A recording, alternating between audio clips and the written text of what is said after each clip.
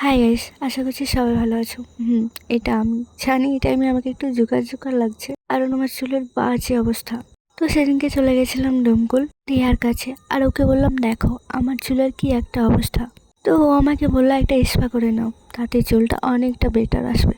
তো ওর কথা মতো আমিও রাজি হয়ে গেলাম, কারণ আমার এই জংলি চুল অসহ্য লাগছে। যদিও স্পাতে খুব একটা কাজ হয় না, কিন্তু অনেকটা বেটার আসে। তারপর আমি ড্রেসটা চেঞ্জ করে সুন্দরভাবে চলে গেলাম চুলটা ওয়াশ করাতে।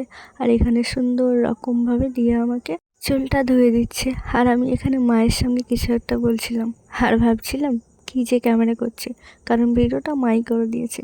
তারপর দেখলাম না, ভিডিওটা বেশ ভালো করেই করেছে। তারপর এই যে আমার সুন্দরভাবে হেয়ারটা ওয়াশ করে নিয়েছে, আর তারপরে চুলটা সুন্দরভাবে মুছে দিচ্ছিল।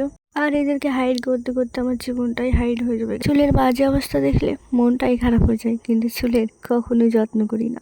আর আমার মতো কে কে আছো অবশ্যই কমেন্ট করে জানি। তারপরে এই যে চুলে ক্রিম লাগানো স্টার্ট। আর একটা কথা শেয়ার করি, আমার কিন্তু খুবই লং হেয়ার একদমই পছন্দ না, আমার শর্টের মধ্যে হেয়ার সবসময় ভালো লাগে। আর তোমাদের কার কার চুল অনেক বেশি লং ভালো লাগে না শর্ট, সেটা অবশ্যই কমেন্ট করে জানিও। আর এই স্টেপটা কার কার ভালো লাগে এটা অবশ্যই কমেন্ট করো।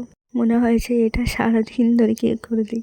তো ক্রিম লাগিয়ে হেয়ারটা ওয়াশ করার পরে আবার চলে গেছি হেয়ারটা কাট করতে। তো দেখতে পাচ্ছ কত সুন্দরভাবে হেয়ারটা কাট হয়েছে। আর আমি এর থেকেও অনেক বেশি হেয়ার শর্ট করেছি, কিন্তু ভিডিও ক্লিপটা নেওয়া হয়নি। যাই হোক, আমার চুলটা কেমন লাগছে কমেন্টে জানিও। হ্যাঁ, তো এই যে আমার চুলের ফাইনাল রেজাল্ট। তো আজকের ভিডিওটা এখানেই শেষ করছি। যদি ভিডিওটা ভালো লেগে থাকে অবশ্যই ফলো করে রাখতে পারেন। ভালো থাকেন, সুন্দর থাকেন, সুস্থ থাকেন, আর নিজের হেয়ারের যত্ন নেবেন।